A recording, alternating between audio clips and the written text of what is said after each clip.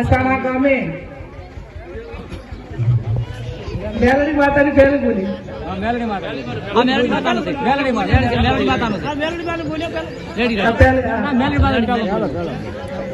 આજે અસાણા ગામે માં જગદંબા મેલડી માતાજીની પ્રાણ પ્રતિષ્ઠામાં આપની સૌની વચ્ચે ઉપસ્થિત છે એવા જિલ્લા પંચાયતના સભ્ય ભાવાજી, અભુજી, કાકરસિંહજી, આમંત્રિત સૌ મહેમાનો, ગામના સૌ વરિષ્ઠ આગેવાનો, જેને મારું સ્વાગત કર્યું એવા બધા જ આગેવાનો, આપ સૌ વડીલો, યુવાન ભાઈઓ અને બહેનો, સૌ પ્રથમ તો સમગ્ર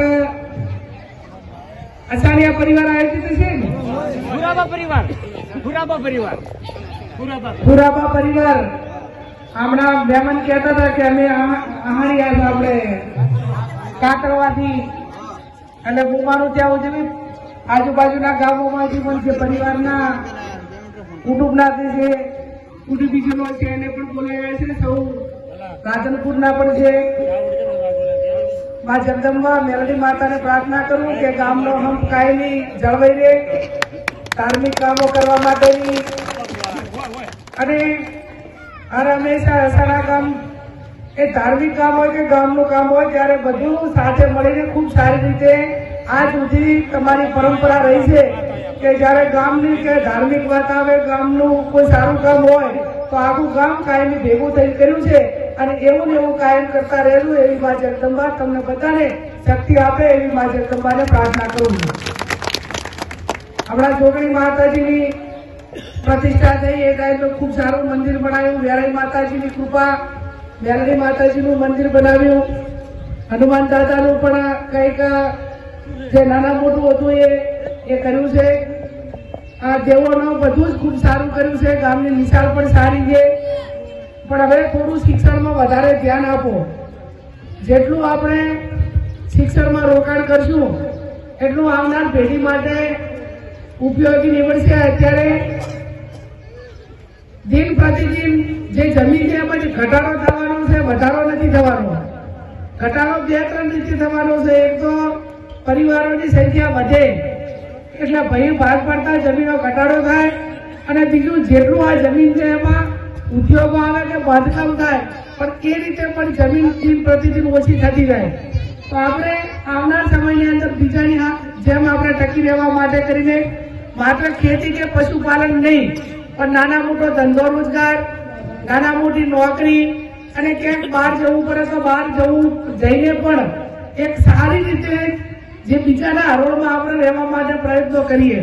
આ ધારવા કે આપણે અમૃતભાઈ ને રતનસિંહ ત્યાં આપણે સાણંદ આખો પરિવાર ત્યાં રહે છે. તમે જુઓ તો એમની જીવનશૈલી આખી અલગ છે. અહીં કદાચ જયારે પ્રસંગો કરવા માટે આવતા હશે એ ટાઈમે તમને એમ લાગતું છે કે આ વર્ષો પહેલા મજૂરી કરીને બહાર ગયા તો આટલું કમાણા અને આવું સારી રીતે પ્રસંગોમાં કે બધે આવીને સારી રીતે હાજરી આપીને કંઈક આપણા કરતા અલગ કર્યું કે નથી કર્યું? કંઈક અલગ કર્યું અને પગ ઉપર કર્યું, દમ ઉપર કર્યું, મજૂરી કરીને કર્યું. ત્યારે એના ઉપરથી આપણે પણ શીખ લેવી પડે કે એક રતનસિંહ લઈને આટલું કરીને આખા પરિવારના બધા કુટુંબીજોને લઈને ધંધા રીતે સેટ કરતા હોય તો ભણેલો હતો, હોશિયાર હતો અને કંઈક કરવાની તમન્ના હતી એટલે કર્યું. એમ શિક્ષણમાં પણ વારંવાર નોકરીઓ માટે લાઇબ્રેરીથી કરીને આપણે અનેક પ્રયત્નો કર્યા છે. ગામના બધા યુવાનોએ વારંવાર કોઈ પણ પરીક્ષા હોય તો એના માટે પણ મજૂરી કરી છે. પણ એવું નિરાશા લાવવાની જરૂર નથી કે એની મહેનત કરી છતાં નોકરી ન મળી. જે મહેનત કરશે અને આજની તો કાલે ગમે એ રીતે ક્યાંક ને ક્યાંક એ મહેનત ઊંધી નીકળશે. એટલે ધાર્મિક પ્રસંગો સાથે સાથે સમાજમાં, ગામમાં શિક્ષણમાં વધારો થાય, કુરિવાજો ઓછા થાય, બીજા ખર્ચા આડા હોય ઓછા થાય. અને આ ગામની અંદર એક ખૂબ સારી બાબત છે કે હું માનું છું ત્યાં સુધી ઓછામાં ઓછા પોલીસ સ્ટેશને લાગતું હોય તો આ અસાણા ગામ છે બાબતના હું તમને ખૂબ ખૂબ અભિનંદન આપું છું. અમુક ગામ એવા છે કે ગામની વસ્તી વધારે એના કરતા તો પોલીસ સ્ટેશનની અંદર ફરિયાદો વધારે એની ગામની જે વસ્તી એના કરતા અહીંયા ફરિયાદો વધારતી હોય અને ફરિયાદ કોઈ પણ દાખલ થાય તો ફરિયાદ દાખલ થાય ત્યાંથી કરીને વકીલથી કરીને ડોક્ટરથી કરીને વચ્ચે સોવટિયાથી કરીને જ્યાં સુધી સમાધાન ના કરો ત્યાં સુધી જે કેસ કર્યો છે જેના ઉપર એ પણ હાથે દીવી નાખે અને જેના ઉપર થયો છે આ ફરિયાદ કરવા વાળો અને આરોપી એ બે એકદમ આખા નેસ હોઈ જાય ધોઈ જાય અને અંતે તો પછી સમાધાન કરવું પડે એટલે આજ આ મેલડી માતાને એટલી જ પ્રાર્થના કરજો કે ભૈયામાં કુટુંબમાં હગાવાલામાં કોઈની ભૂલ આવે નાના મોટી કોઈ પણ બબાલ કે કોઈ પણ કારણોસર મન દુઃખ થાય તો મેલડી માતાને વધે રાખીને ન્યાય ગામના આગેવાનો હગાવાલા તોડવું પોલીસ સ્ટેશને ના દાદા અને ના છૂટકે પોલીસ સ્ટેશને જવું પડે તો એ વસ્તુ અલગ છે પણ જે ન્યાય તમે ભાઈ કરશો હગાવાલા કરશો એવો પોલીસ સ્ટેશન ન્યાય નહીં કરે અને હું તો માતાજીને પ્રાર્થના કરું છું ક્યારે કોઈના પણ ઊંચા મન પણ ક્યારેય ના થાય અને આ જે તમારી ભાવના છે એની ભાવના કાયમી અસાણા ગામની હચવાઈ રહે એવી માં જગદંબા મેલડી માતાને પ્રાર્થના કરું બધે ખૂબ મારું સ્વાગત કર્યું અને અસાણા તો મારું તો હું તો પિયર કરું છું કાયમ અસાણામાં ઘરો ઘર મને આમ એટલું કોઈ પણ કામની અંદર કોઈ પણ બોલવા અસાણાની વાત હોય તો બધા ગમે અને હાજ હોય આજ સુધી અસાણાના કોઈ કામ માટે મેં ક્યારેય એમ નથી કીધું કે ક્યારેક હજી પછી કરશું એવો શબ્દ ક્યારેય મારા મોઢે આવ્યો નથી કેમ કે લાગણીઓ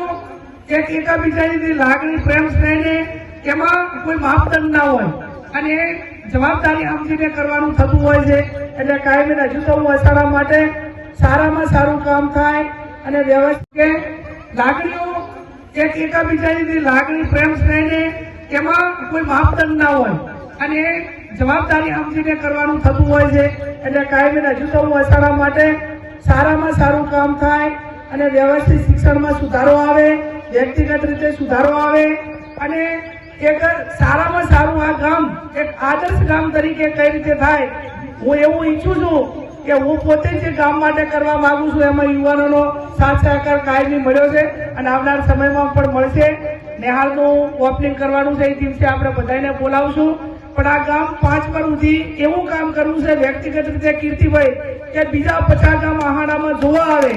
કે આહાણામાં સારામાં સારું કામ એ બધા રીતે ચાહે આંગણવાડીનું હોય નેહાળનું હોય મંદિરનું હોય સ્મશાનનું હોય ગામની સફાઈનું કામ હોય વૃક્ષારોપણ હોય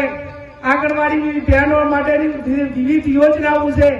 આધાર કાર્ડ હોય આયુષ્યમાન કાર્ડ હોય કે જેટલી પણ સરકારની યોજનાઓ છે કે સારામાં સારું કામ આ ગામની અંદર થાય એનો એક આખો નકશો બનાવીને આવનાર સમયમાં બધા યુવાનોને સાથે રાખીને વ્યવસ્થિત સારું કામ એ પૈસા અલગ અલગથી બધેથી લાવીને જેટલા પણ પૈસા સારા કામ માટે શિક્ષણ માટે આરોગ્ય માટે એના માટે કરીને જે કરવું પડે એ પૂરેપૂરું કરશું પણ આજે મેલડી માતાની પ્રતિષ્ઠામાં આવીશું અને